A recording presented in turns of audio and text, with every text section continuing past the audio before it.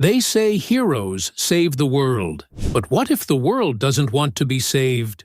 What if the real enemy isn't a monster in the sky, but silence? The cape fades into scenes of Gaza, shattered glass, smoke, a child's toy half buried in dust. In a time when bombs fall faster than words, one man decided silence was no longer strength. Even heroes can't save the world by staying silent, because sometimes the bravest act is to speak. He had everything: fame, fortune, and the world watching his every move. David Corenswet, Hollywood's new Superman, the man destined to wear the cape to play the savior.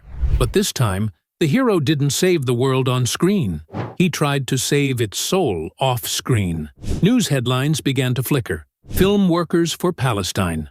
Artists call for boycott. More than 3,000 filmmakers across the world stood up to say no. No to genocide. No to complicity. No to silence. And David Corenswet joined them. He didn't need to. He could have smiled for the cameras, played his part, and gone home. But he chose conscience over comfort, truth over trending, because art that ignores injustice becomes propaganda, and silence, no matter how polished, still sides with power. A candle flickers beside a photo of Gaza's skyline. In their statement, the artists said, "We refuse to work with Israeli film institutions complicit in apartheid and genocide against the Palestinian people." They didn't call for hate. They called for humanity. Filmmakers signed their names. Every signature became a small act of rebellion. Every refusal, a spark against an empire of silence. And like sparks, they spread. Corenswet's face, half lit and half shadowed, told its own story. He knew the risk. Studios don't like controversy. Agents say, stay out of politics. But this wasn't politics. It was people. Because when children die nameless under rubble, neutrality becomes cruelty. He could have hidden behind fiction. He could have said, I'm just an actor. But he didn't. He knew that art is not escape, it's confrontation. And heroes, real ones, don't wait for permission to care. Throughout history, artists have been the mirrors of conscience. Now, when truth is censored and empathy is dangerous, that mirror is cracking again. But some still hold it up. Across London, New York, and Paris, people march with banners that read, Filmworkers for Palestine. They are the storytellers who refuse to forget, the filmmakers who won't let cinema become a shield for oppression. And their message echoes far beyond the screen. Art cannot be neutral in the face of genocide. Corenswet stands still, his cape billowing in the wind, fading into footage of Gaza's destroyed buildings. He doesn't shout. He doesn't post for clout. He simply stands with the silenced, and that is enough.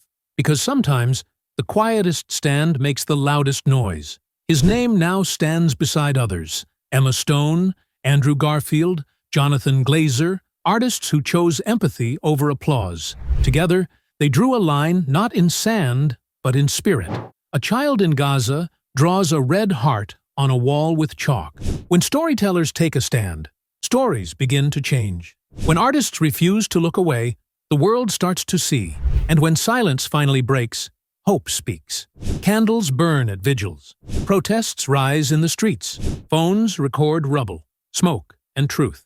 Maybe one signature won't stop a war, but it reminds the world that even in Hollywood, there are hearts that refuse to be bought. Souls that believe art should heal, not hide. Because every frame, every story, every song either builds the world or betrays it.